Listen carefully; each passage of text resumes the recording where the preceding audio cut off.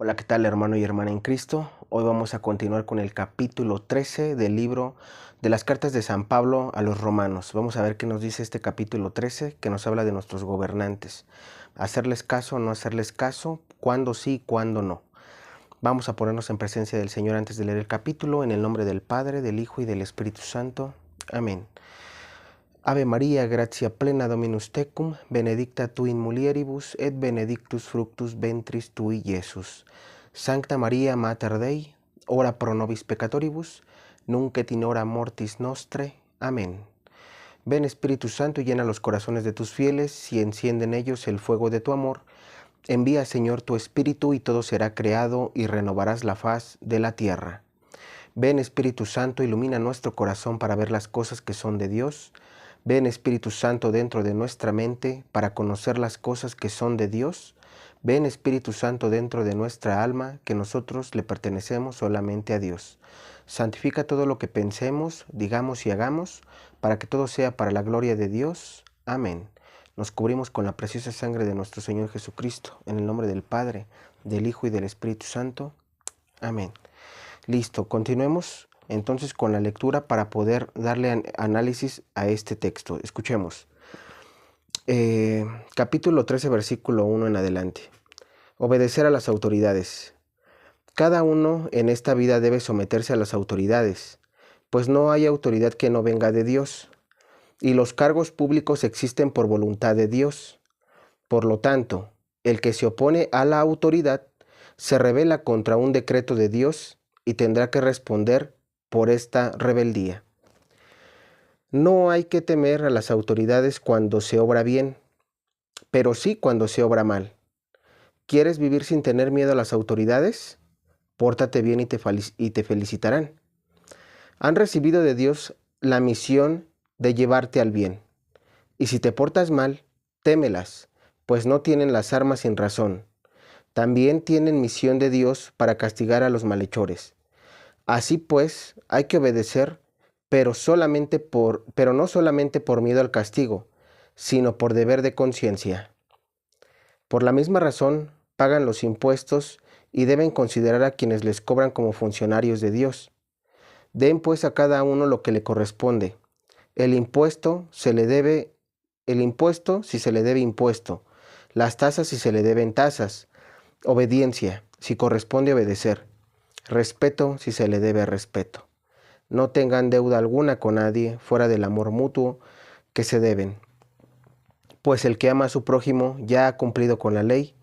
Pues los mandamientos: no cometerás adulterio, no mates, no robes, no tengas envidia, y todos los demás se resumen en estas palabras: amarás a tu prójimo como a ti mismo. El amor no hace nada malo al prójimo. El amor, pues, es la ley perfecta. Y pues bueno, aquí nos detenemos tantito porque vamos a hacer este análisis. Es decir, vemos cómo San Pablo está reprendiendo a los romanos y les dice que primer punto, toda autoridad viene de Dios. Sí, es correcto.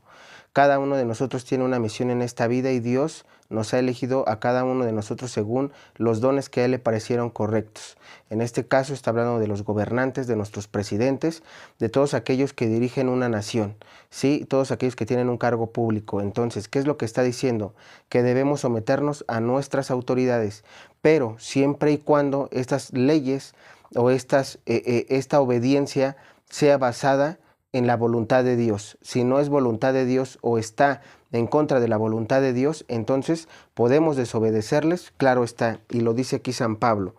No hay por qué temer a las autoridades cuando se obra bien, pero sí cuando se obra mal. Es decir, cuando las autoridades están obrando mal, entonces ahí sí podríamos nosotros decir: esto yo no lo voy a cumplir ni te voy a obedecer. ¿Por qué? Porque estás yendo contra la voluntad de Dios. Para ello, vamos rápidamente a hacer un análisis de algunos puntos que quise tratar para ustedes. Es decir, ¿cómo sabemos? Aquí San Pablo nos invita a obedecer a las autoridades porque vienen por voluntad de Dios. Y Él nos dice que si no, estamos obedeciendo directamente a Dios. Pero ojo, repito, para que nosotros podamos obedecer eso, vamos a ver qué cosas podemos obedecer y cuáles no está bien que obedezcamos, aunque sean nuestros gobernantes. Escuchemos. Por ejemplo, tenemos vamos a hacer un paréntesis. Tenemos de este lado, por ejemplo, en América Latina, Europa, presidentes, algunos reyes en algunos lugares que todavía existen, pero la mayoría son presidentes. Estos presidentes generalmente aportan o más bien decretan, ¿sí? Hacen ley algo que para ellos es correcto. Algunas cosas como son, por ejemplo, la ley de los no nacidos. Para que yo sepa si eso está bien obedecer o no, ustedes saben cuál es la ley de los no nacidos. Si eso va en contra de la voluntad de Dios, yo no puedo obedecer ese decreto que ellos están publicando, aunque las cámaras, aunque sea ley, aunque lo hagan en la constitución de cada país o en la Carta Magna según corresponda a cada país. ¿Por qué mencionamos esto? Porque eso va contra la voluntad de Dios. Y aquí es donde vamos a hablar un poquito de Génesis, capítulo 1. ¿Por qué decimos que va en contra de la voluntad de Dios? Génesis capítulo 1, versículo 28 en adelante. Escuchemos. Dios los bendijo diciéndoles, sean fecundos y multiplíquense, llenen la tierra y sométanla, tengan autoridad sobre los peces del mar, sobre las aves del cielo y sobre todo ser viviente que se mueve sobre la tierra. Entonces, aquí estamos viendo claramente cómo Dios les dice, los bendice. Cuando bendice a Adán y a Eva, ¿qué es lo que está pasando? Están allí primero cumpliendo el sacramento de ¿qué? Del matrimonio. Eso es el sacramento del matrimonio, la bendición entre el hombre y la mujer con el que vas a formar una vida, una familia. Pero después les dice, sean fecundos y multiplíquense. Es decir, en ningún momento el Señor está privándonos de la vida. Nunca les dijo que si ustedes quieren, multiplíquense, o si ustedes quieren, sean fecundos. No, en ningún momento.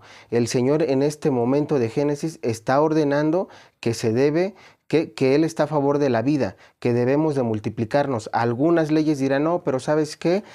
Vamos a tener un control de población. Esas podrán ser leyes del mundo, de los presidentes según tu país, pero la Biblia no lo respalda y esto es palabra de Dios. Y la palabra de Dios se debe de respetar primero antes que una ley del hombre. La ley del hombre debe de venir acompañada de la ley de Dios. Si no, entonces nosotros podemos desobedecerles. ¿Por qué? Porque está primero obedecer a Dios y luego a los hombres. Pero para ello, repito, debemos de ser conscientes y debemos de ver dónde en la Biblia debemos de leer la Biblia más bien para nosotros saber si lo que están decretando nuestros presidentes o nuestros gobernantes viene de Dios o va contra la propia voluntad de Dios. Tenemos otro ejemplo para que vaya quedando también más claro. Por ejemplo, el divorcio. ¿Por qué en nuestra actualidad tenemos en cada país? Escuchemos, aquí tenemos dos puntos muy importantes. Tenemos que puedes casarte según bajo la ley civil, que en este caso, por ejemplo, en México tenemos lo que es esta ley, ¿no? Repito, lo civil. Cuando tú vas y te casas ante estos tipos de tribunales, ¿qué es lo que pasa? Tú te puedes allí casar y divorciar las veces que tú quieras. Cuando tú te casas por la iglesia, que ese es el mandamiento principal que Dios da, y ya lo leímos en Génesis capítulo 1, versículo 28, cuando les dice, cuando los bendice, eso es, allí está instituido el sacramento del matrimonio. Y entonces por eso es que la iglesia lo que invita siempre a una pareja es, primero cásense y después, ¿qué les dijo Dios? Ahora sí, multiplíquense y sean fecundos. Es decir, las relaciones son permitidas después del matrimonio, no antes. Ahora, pero ¿a qué vamos aquí? Al divorcio. ¿Por qué decimos que ante los ojos de Dios el divorcio no es bueno? ¿Por qué ante los tribunales del ser humano sí se permite casarte 1, 2, 3, 4, 5 veces y divorciarte las mismas veces? ¿Por qué la ley del mundo lo permite y por qué Dios no lo permite? ¿Por qué nosotros no podemos entrar dentro de esas leyes? Bueno, vamos para ello a Malaquías. Vamos a ver qué es lo que nos dice Malaquías. Escuchemos. Es muy interesante esta parte porque Malaquías aquí nos reafirma y nos dice, Malaquías capítulo 2, versículo 13 en adelante, vamos a leerles desde el 13 en adelante. Ustedes cometen otras faltas como Yahvé se niega a mirar sus ofrendas y no quieren recibirlas. Ustedes se ponen a llorar y a gemir cubriendo con lágrimas el altar y luego se preguntan, ¿por qué será? Porque Yahvé ha visto cómo tú traicionas a la esposa que tomaste cuando eras joven. Ella ha sido tu compañera y con esa mujer te habías comprometido. ¿No ha hecho Dios de ambos un solo ser que tiene carne y respira? Y este ser único, ¿Qué buscas sino una familia dada por Dios? No traiciones pues a la mujer de tu juventud. Odio el divorcio, dice Yahvé, Dios de Israel, y al que hace el mal sin manifestar venganza. Tengan pues mucho cuidado y no cometan tal traición. Y escuchemos sobre todo, repito, Malaquías capítulo 2 versículo 16, odio el divorcio, dice Yahvé.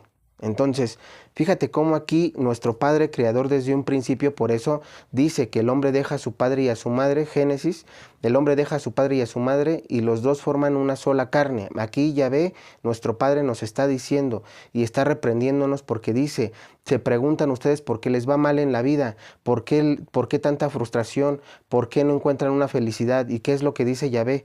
Yo Yahvé odio el divorcio. Ustedes, es decir, aquí hay una maldición de alguna manera cuando tú traicionas a esa pareja, hombre o mujer. ¿Sí? ¿Por qué? Porque lo que estás haciendo es divorciarte y Dios odia el divorcio. Por eso es que les va mal en los matrimonios. Por eso es que los hijos, niños o niñas se pierden. Por eso es que después se cambian a la bandera multicolor, porque ellos, no porque nacieron así, sino porque vienen dañados desde los padres, porque los padres no han sabido cumplir con los mandatos de Dios y sobre todo, lejos de eso, nos hemos sometido a lo que nuestros gobernantes dicen. ¿Qué es lo que nuestros gobernantes dicen? Puedes divorciarte y casarte las veces que quieras y cuando tú quieras y con quien tú quieras. Mas, sin embargo, ya vimos que Malaquías, nuestro Padre Dios, reprende el divorcio. Y tenemos también, para que quede más claro, Mateo. Vamos a ver lo que nos dice Mateo capítulo 19. Escuchemos. Dice, Mateo capítulo 19 versículos, vamos a leer desde el principio. Después de terminar este discurso, Jesús partió a Galilea y llegó a las fronteras de Judea por la otra orilla del Jordán. También mucha gente vino a él y lo sanó. Se le acercaron unos fariseos y lo pusieron a prueba con esta pregunta: ¿está permitido a un hombre divorciarse de su mujer por cualquier motivo? Jesús respondió: ¿no han leído que el Creador al principio los hizo hombre y mujer y dijo: el hombre dejará a su padre y a su madre y se unirá con su mujer y serán los dos una sola carne? De manera que ya no son dos, sino una sola carne. Pues bien, lo que Dios ha unido, no lo separe el hombre. Los fariseos le preguntaron: entonces, ¿por qué Moisés ordenó que se firme un certificado en el caso de divorciarse? Jesús contestó: Moisés vio lo tercos que eran ustedes y por eso les permitió despedir a sus mujeres. Pero al principio no fue así. Y yo les digo, el que se divorcia de su mujer fuera del caso de unión ilegítima y se casa con otra comete adulterio. Entonces, aquí vemos cómo Jesús también dice, al principio no fue así, si bien es cierto que Moisés da los certificados de divorcio, sí, y que eso en la actualidad en la Iglesia Católica se conoce como la nulidad, es decir, la Iglesia Católica también existe la nulidad del matrimonio o el divorcio en el matrimonio, que repito, se le conoce como nulidad. Pero estos casos de nulidad se dan hasta cierto punto. ¿Y cuáles son esos puntos? Primero, si te obligaron a casarte, si tú de jovencita, de jovencito, tu papá te obligó y te puso, tal vez te apuntó con un arma blanca y te dijo: ¿sabes qué? Te vas a casar con este hombre, con esta mujer, porque yo lo quiero, porque soy tu padre y tú no querías. Entonces, cuando tú estés, digamos, independientemente ya con tu pareja y tú te decidas que la iglesia te dé la nulidad, puedes ir ante tribunal eclesial y sí te pueden dar el divorcio. ¿Por qué? Porque te obligaron, pero solamente en ese tipo de casos. Otro tipo de casos, cuando esta persona, hombre o mujer con el que te casaste, si resultó que te mintió al momento de proponerte, digamos, el matrimonio, es decir, si ese varón, en lugar de ser varón, le gustaban, digamos, otros varones, entonces allí sí pudieses también anular tu matrimonio porque te casaste, porque él más bien te mintió al momento de casarte diciendo que era muy hombre y no resultó, digámoslo así, ser muy hombre o ser ese hombre que él te aparentó, digámoslo así. En ese tipo de casos también existe. O cuando abusan de ti, por ejemplo. Repito, si en un momento hubo un abuso en esta parte y te obligaron a casarte, solamente en este tipo de casos. Ahora, quiero dejar esto bien claro. Este tipo de situaciones se dan, repito, solamente en la Iglesia Católica, en este tipo de casos, si tú te vuelves a divorciar y te vuelves a casar bajo la ley civil, digámoslo así, lo puedes hacer, pero Dios reprende eso, y eso es lo que ahorita queremos ver. ¿Por qué te va mal en la vida? ¿Por qué no logras una felicidad o tener procurar, digámoslo así, estar bien contigo mismo? Porque hemos hecho y hemos desobedecido las leyes de Dios y las hemos cambiado por las del mundo. La gente hoy en día se casa y se divorcia con diferentes personas y ya no le importa la ley de Dios. Si tú te vas a la ley de Dios, si realmente nos fuéramos a la ley de Dios, te voy a decir algo, no debería de haber ni siquiera la nulidad del matrimonio en la Iglesia Católica. En la Iglesia Católica no debería existir la nulidad. ¿Por qué? Porque ya lo dijo aquí y lo dice Pablo a los Corintios, este capítulo 13, a los Romanos que estamos leyendo. Vamos a escuchar nuevamente lo que les dice, lo que le dice Pablo. Escuchemos, porque es parte y es muy interesante esto último que dice: no tengan deuda alguna con nadie, fuera del amor mutuo que se deben, pues el que ama a su prójimo ya ha cumplido con la ley. Pues los mandamientos: no cometerás adulterio, no mates, no robes, no tengas envidia, y todos los demás se resumen en estas palabras: amarás a tu prójimo como a ti mismo. Si tú amaras a tu prójimo como a ti mismo, no lo engañas para casarte con él o con ella, ¿sí? Si tú amaras a tu prójimo como a ti mismo, no como padre, madre, abuelo o lo que sea, no obligarías a tu hijo o a tu hija a casarse con alguien más para que el día de mañana esta persona se divorcie.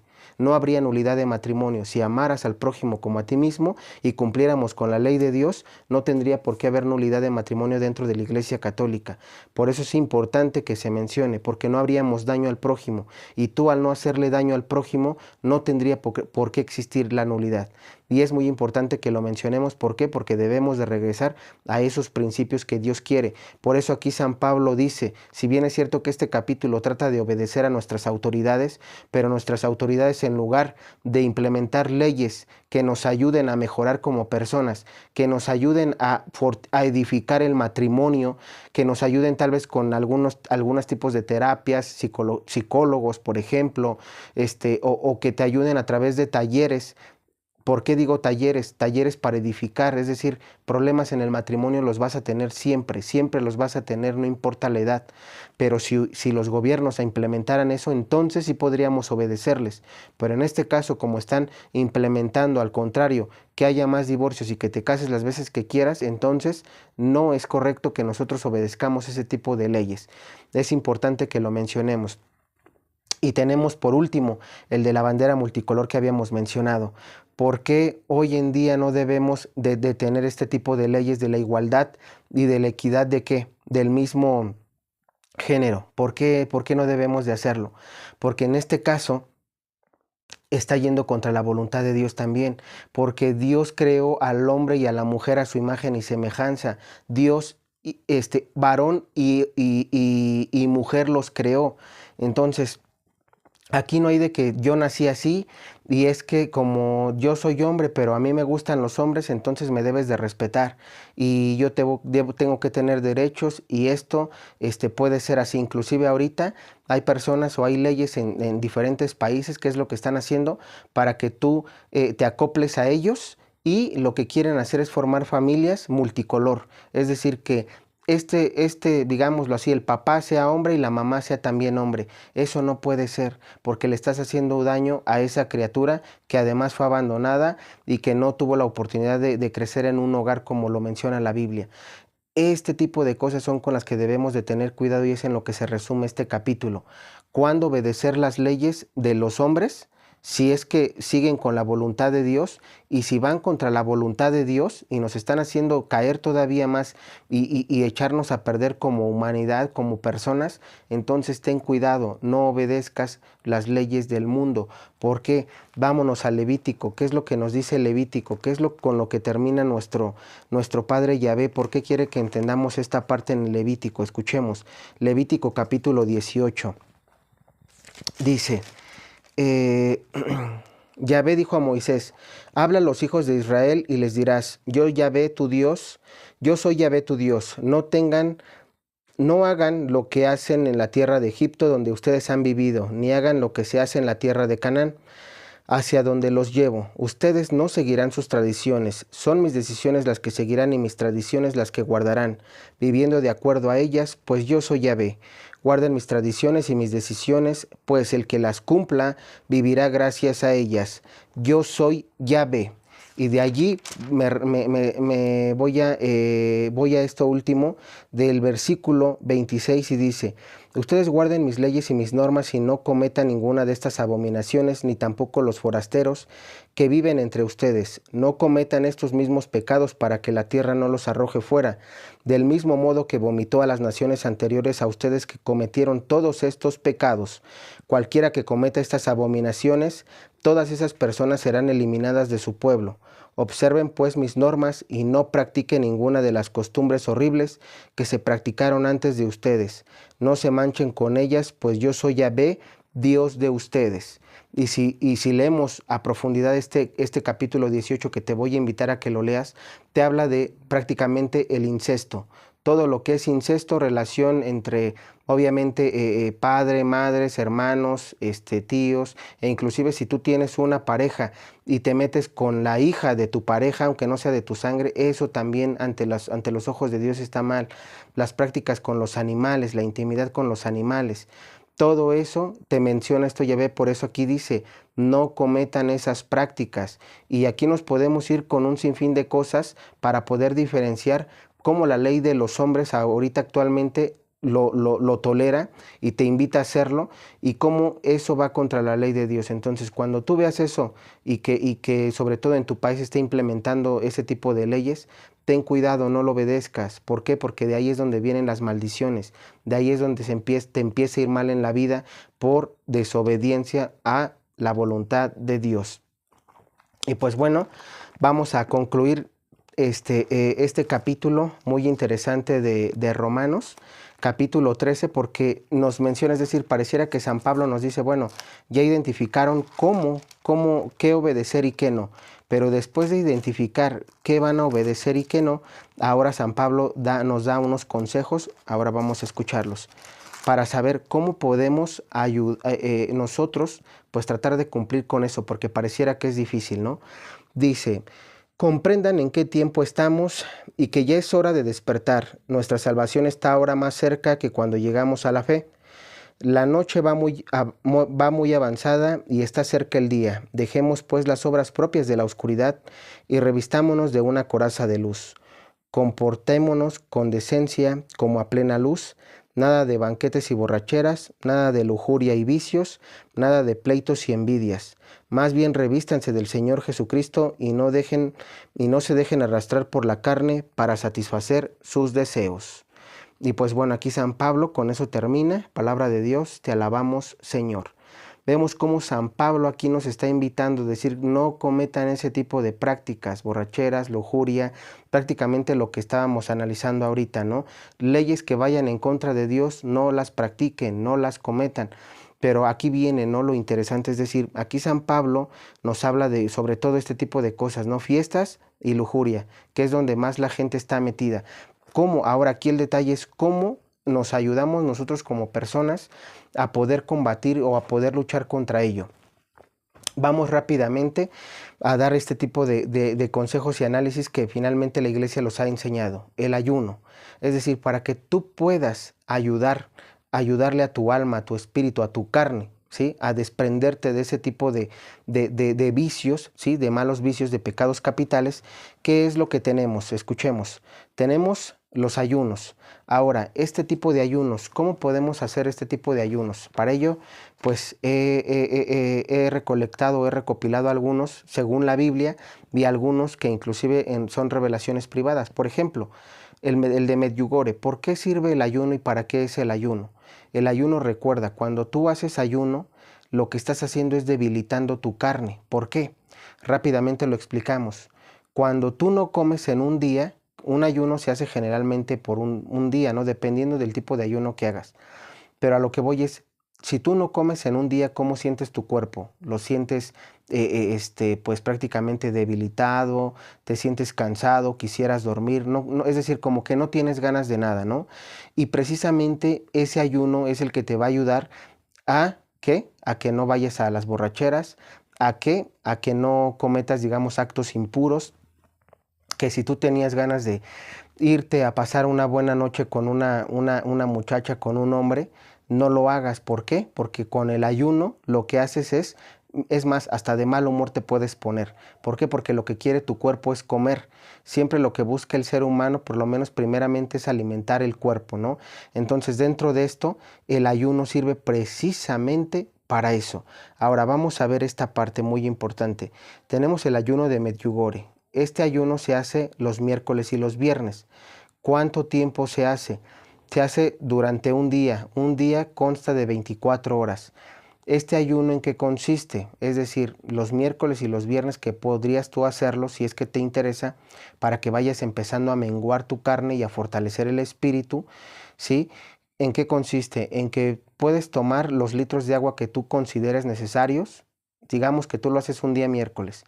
Durante 24 horas tú el agua que quieras tomar, siempre y cuando esta agua sea sin azúcar, sea simple, ¿sí? Toma el agua que necesites, 1 litro, 2 litros, 3 litros, 4, 5 litros. El agua que tu cuerpo te pida en ese día lo vas a hacer. Ahora, ¿qué es lo que debes comer? La comida solamente es pan. Este pan debe ser pan seco, es decir, bolillo, que no tenga azúcares, ¿sí? Ningún pan que tenga azúcar puedes comer.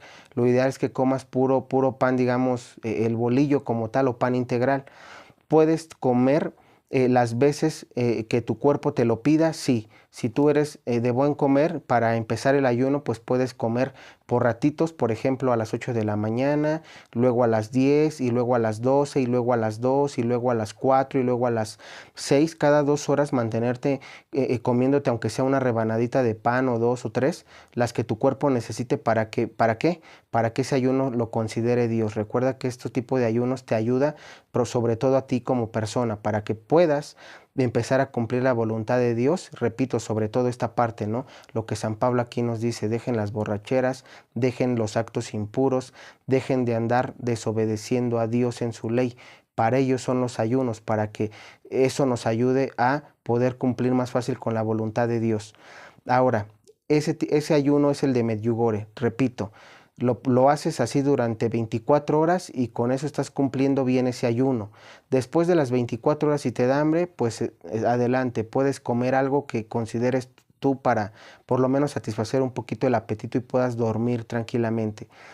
El punto es que durante esas 24 horas cumplas con eso. Ahora, tenemos el ayuno que es de Nínive, o que también es conocido como el ayuno de Esther o el ayuno de San Pablo. ¿En qué consiste este ayuno de Esther, de Nínive o de San Pablo? Bueno, es un ayuno que durante 3 días seguidos, ojo, este es 3 días seguidos. Por ejemplo, el otro de Medjugorje es miércoles y viernes, es intercalado, el jueves podrías comer sin problema.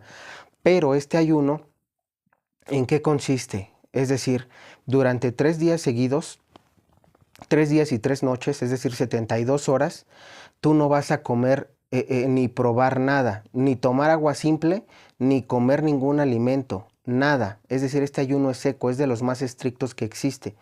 Y precisamente, ¿qué es lo que vimos? Es decir, así como es muy estricto y se ve que es muy pesado, también ante los ojos de Dios tiene un valor muy grande. ¿Qué pasó con Nínive? No destruyeron Nínive.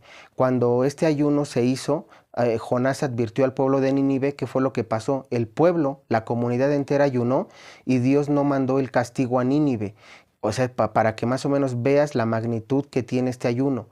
Tenemos en el libro de Esther qué fue lo que pasó. El rey Asuero iba a destruir al pueblo de Israel, y Esther, junto con su tío, no me acuerdo ahorita el nombre, pero ¿qué fue lo que pasó? Ayunaron durante 3 días, y precisamente durante esos 3 días también, una vez que terminaron de ayunar, Esther se presenta ante el rey Asuero. ¿Y qué es lo que pasa?